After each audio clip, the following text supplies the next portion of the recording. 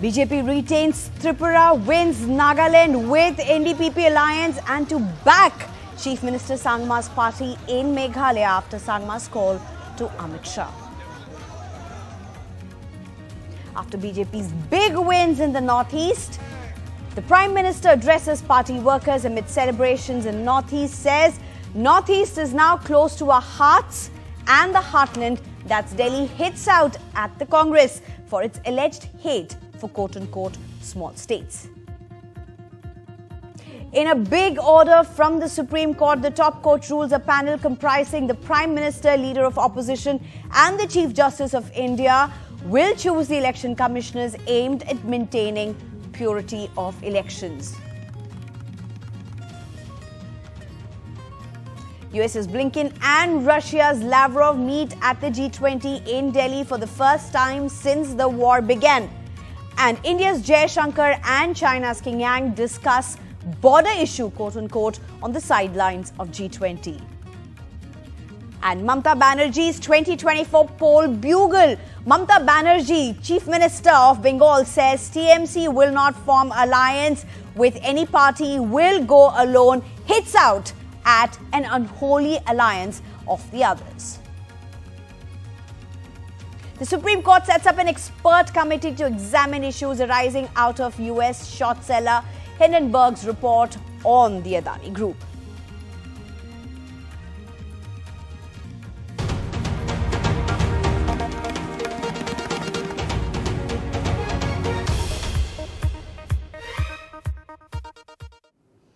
Hello, I'm Sneha Koshi and let's take you through all the important developments, including, of course, the big political wins. For BJP, it was a big day in the Northeast with victories in Tripura, Nagaland and even in Meghalaya. They have now decided to back CM Sangma's party.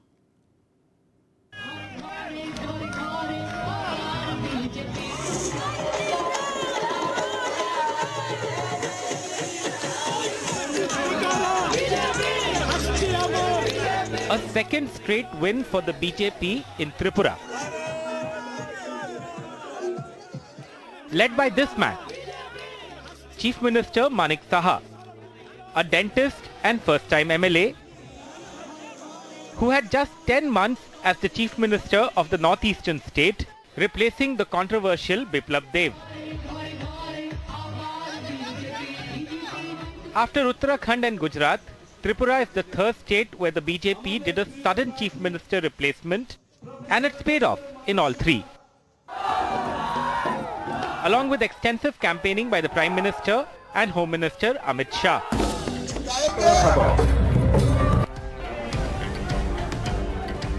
फिर एक बार CPM का जो vote है कांग्रेस को मिल गया, लेकिन कांग्रेस का vote इनको नहीं मिला। कांग्रेस का फॉलोअर जो है ये कभी भी नहीं मांगे, तो इसीलिए उसका रिजल्ट मिला है उनको।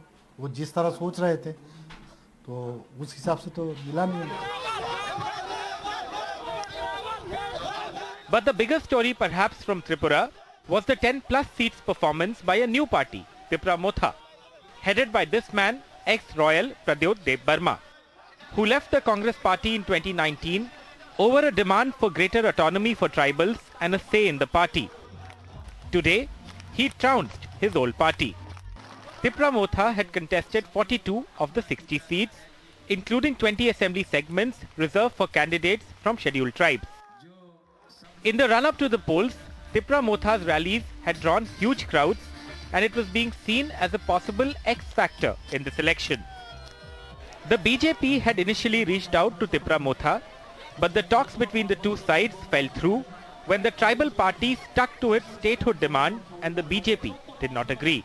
We have emerged as the second biggest party in the whole of Tripura, and I thank the people of Tripura for giving me a chance and giving all of us a chance to express our point of view. I was hoping for a bit more, I have to be honest, but 13 is not a bad result. And if you see the victory of our victory, in some places we have got over 80% votes of the total votes counted.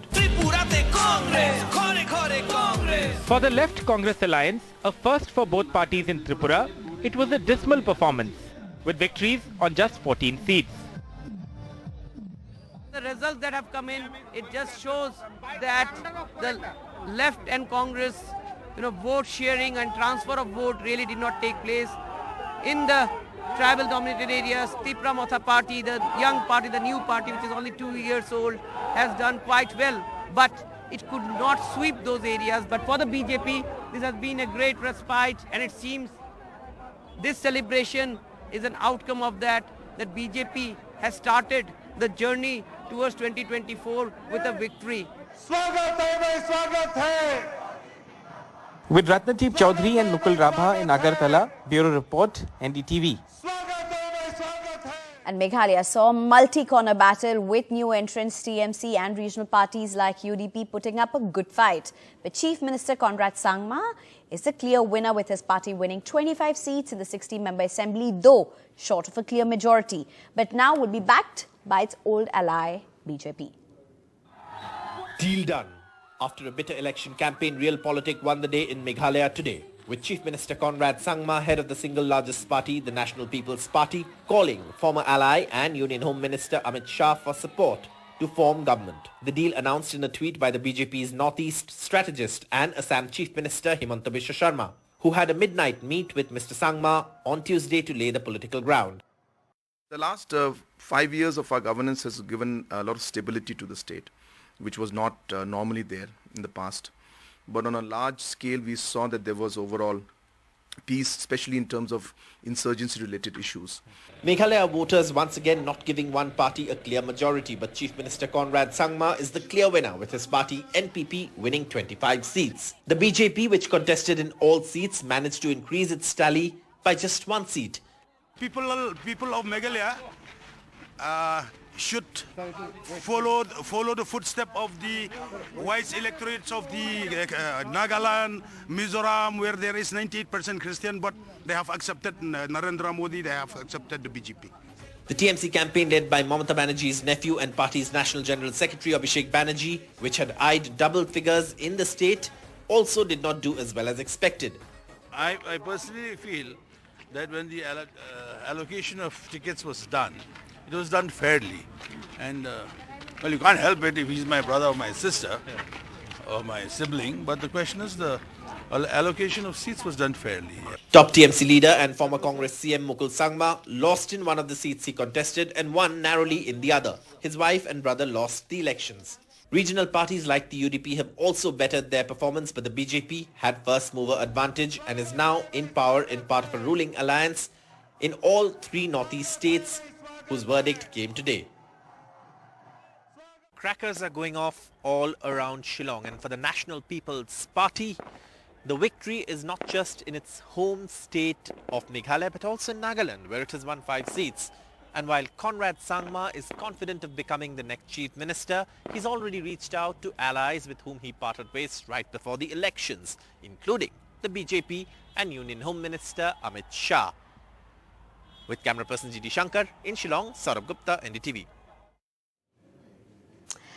And for the first time in Nagaland's history, 2 women have been elected to the Nagaland Assembly, both from NDPP, even as BJP-NDPP alliance sweeps Nagaland with 38 seats in the 60-member assembly. Nephew Rio is set to be Nagaland's CM for the record 5th term. Prime Minister has claimed double-engine government will keep working for the state's development. NCP emerges as a big gainer and the biggest upset for Naga's People Front, the single largest party in the last polls. And after the victories in the Northeast, Prime Minister addressed the workers at the party headquarters in Delhi amid a lot of celebrations, starting with asking people to flash their mobile phones as a gesture of gratefulness to the people in the 3 states where elections were held in the Northeast, saying the results now show that people of Northeast are now close to our hearts and the heartland, or Delhi, hitting out at the Congress, alleging hatred towards quote-unquote smaller states. Congress कह रही है और अध्यक्ष उनके कह रहे हैं कि ये तो छोटे राज्य हैं, इनके नतीजे उतना मायने नहीं रखते। जब दिल में ही भारत को जोड़ने की भावना ना हो तो ऐसे बोल निकलते ही है। ये इन राज्यों के लोगों का अपमान है, जनमत का अपमान है। छोटे राज्यों को इस तरह तिरस्कार की भावना से देखकर कांग्रेस बहुत बड़ी गलती कर रही है। कांग्रेस ने हमेशा संख्या बल को, वोट बैंक को देखते हुए राजनीति की है। मैं कांग्रेस से कहना चाहता हूं, छोटे लोगों से, छोटे राज्यों से यही नफरत आपको आगे भी चुनाव में डुबोने जा रही है। And while the BJP may have seen much gains or victories or being part of the government in the Northeast, Mamata Banerjee has hit out at the BJP, and in fact not just the BJP, at what she has claimed to be an unholy alliance. And she will explain to you in her bite what exactly is that, but has claimed that she will go solo in 2024 like she has done earlier. Trinamool Congress আর মানুষের যোগ হবে। আমরা ওদের কারোর সাথে যাব না। আমরা একা লড়বো মানুষের সমর্থন নিয়ে। যারা বিজেপিকে হারাতে চায় তারা আমাদের ভোট দেবে, এটা আমি বিশ্বাস করি। আর যারা কংগ্রেস সিপিএমকে ভোট দেবে তারা বিজেপিকে ভোট দেবে, এটা আমি বিশ্বাস করি। এই সত্যটা উদ্ঘাটিত তো আজকে হয়ে গেছে। And in Maharashtra, there was a boost for the NDA in the state with the Congress candidates win in the Kasba bypoll, a seat that had been with the BJP for years and considered a stronghold. And the BJP won the other seat, Chinchwad. Here's a report.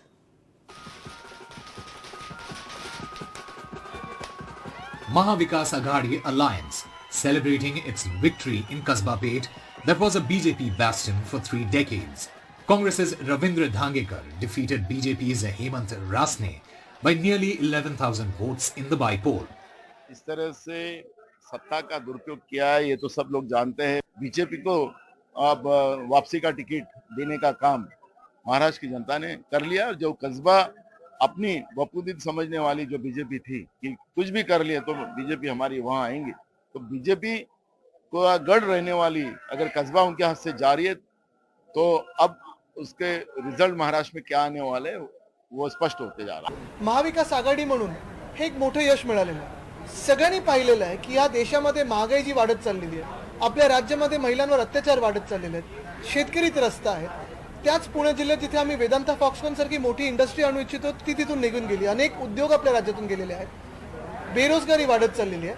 आणि हे सगळं होत असताना गलिच्छ राजकारण जे चालले, राजकीय अस्थिरता जी आपल्या राज्यामध्ये आणलेली आहे, लादलेली आपल्यावर भाजपने, ती कोणालाही पसंत नाही आणि म्हणून आजचा निकाल हा खूप बोलका आहे।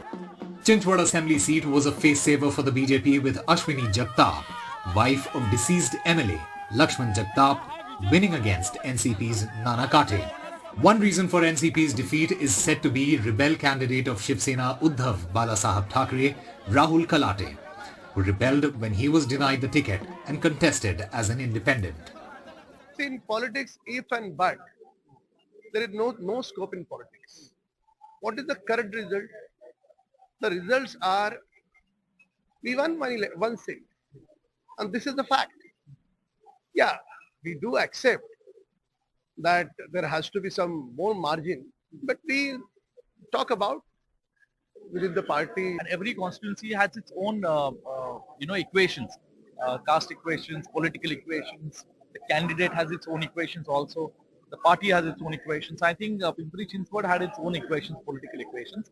The independent candidate, though he was a part of the Shiv Sena, he's been nurturing that constituency for the last 15 years. And of course, at times, there is huge pressure from the people and the supporters to contest. So I think, yes, he has taken 20,000 votes, which I feel has made an impact on the MBA candidate. Despite Eknath Shinde with his 40 MLAs getting the name and symbol of Shiv Sena, they lost a seat that was a BJP bastion, and that would call for introspection ahead of 2024 Lok Sabha elections. In Mumbai, with Praveenji Rohit and Sohit Mishra, Usama Shah for NDTV. And we have a lot more lined for you, but for now, let's just quickly take a short break.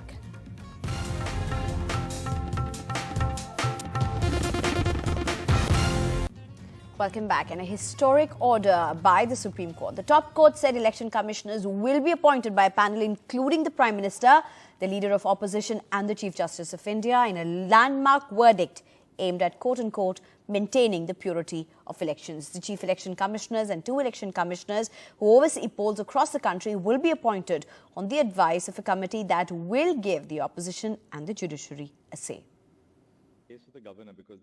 In a historic decision, 5-judge bench of the Supreme Court has ordered setting up of a panel comprising of Prime Minister, Leader of Opposition in Lok Sabha and Chief Justice of India for the selection of the Chief Election Commissioner and election commissioners in an attempt to make the poll body truly independent.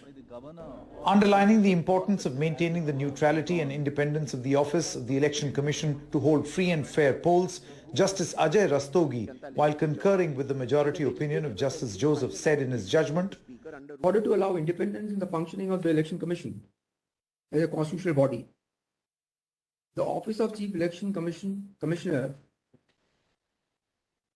as well as the election commissioners have to be insulated from the executive interference.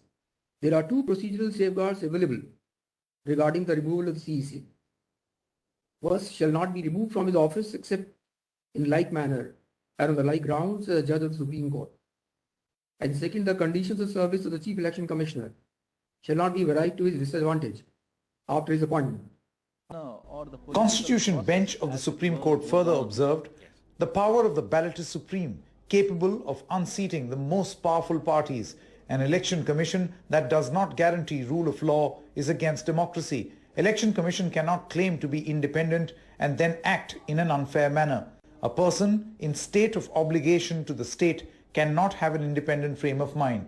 A party in power will have an insatiable quest to remain in power through a servile commission. The Election Commission has to remain aloof from all forms of subjugation by the executive. The opposition welcomed the decision of the Apex Court over the appointment of commissioners to the poll body. Congress leader and senior advocate Abhishek Manu Singhvi said, "It's a remarkable, a historic judgment. It is strongly welcomed, comprehensively welcomed, and let me tell you very quickly why. First, it's been an irony that the mega policemen of a level playing field for elections, which are the heart and soul of democracy, and therefore have been held already for decades to be the basic structure of the constitution." आज का जो निर्णय है सर्वोच्च न्यायालय ने जो दिया है, मैं मानता हूं कि इस देश में प्रजातंत्र या लोकतंत्र या लोकशाही जो आखिरी एक उम्मीद या आशा की जा सकती है वो सुप्रीम कोर्ट है, और उन्होंने आज जो फैसला दिया है वो लोकशाही के लिए बहुत ही महत्वपूर्ण ऐसा फैसला है। और मैं मानता हूं कि ये जो सारी चीजें अब जो अपने आंखों के सामने हो रही है उसको ठीक समय पर नहीं रोका जाए तो इस देश का भविष्य बहुत ही कठिन। What about the election commission's direction that now? I will see the order. I have not seen the order yet. With the Supreme Court ruling cannot be given retrospective effect, the new system of appointment can come into force only when the next vacancy arises in the Election Commission. That's when Election Commissioner Anup Chandra retires in February 2024. With camera person Sanjay Kausik, this is Arvind Gunasega for NDTV. And the joint communique was not possible at the G20 foreign ministers meet once again because of divisions over Ukraine war. The US Secretary of State came face to face with his Russian counterpart and urged him to end this war of aggression, even as India-China foreign ministers met on the sidelines of G20 discussing the border situation as well. In Delhi, Antony Blinken and Sergei Lavrov met face-to-face for the first time bilaterally since the war began in a brief meeting. The Russian Foreign Ministry spokesperson said that the United States Secretary of State had asked for a contact with Lavrov during the second session of G20. There was contact, but no talks of full-fledged meeting as per the Russian side. Independent of what Russia does, we showed here in Delhi what we will do. Deliver results on the problems most affecting our people's lives. Our hosts are committed to doing this over the course of their G20 presidency. For that, and for their leadership and hospitality, I'd like to close by expressing my gratitude to India. However, the Ukraine war once again blocked a consensus within the G20, the second time in as many weeks. something which a host country usually strives for. A joint communique was not possible due to objections by Russia and China. The objections were to two paragraphs referring to the Ukraine war, the same paragraphs that were objected to in Bengaluru. But there were issues, and I think the issues, I would say, very frankly, concerned the Ukraine conflict, on which there were divergences. So on the bulk of the issues, we were able to get an outcome document. There was a chair summary because there were differences on the Ukraine issue which we could not reconcile between various parties who held differing positions. Ironically, the two paras that Russia and China are objecting to are the same ones that they agreed to in the Bali Declaration. However, Russian Foreign Minister Sergei Lavrov said that much has changed over the last 3 months. And they're looking at you without blinking, but they are not saying anything in response. The only position they have, why Russia has allowed the invasion, and they all emphasize that it was unprovoked. So the Bali formula, that a thing of the last year, of the past, a lot of things became clearer, not only to us, because we knew about it since long, but to all those who really want to investigate what's going on. Foreign ministers. Though the G7 ministers didn't walk out during any session while the Russian Foreign Minister Lavrov was speaking, they refused a group photo with the Russian Foreign Minister once again after Bali. India now has less than 6 months to ensure that the differences that have become even sharper are set aside before the September summit, where the leaders' declaration will be adopted. This is necessary to make the G20 summit a success despite all hurdles. In New Delhi, Maha Siddiqui for NDTV.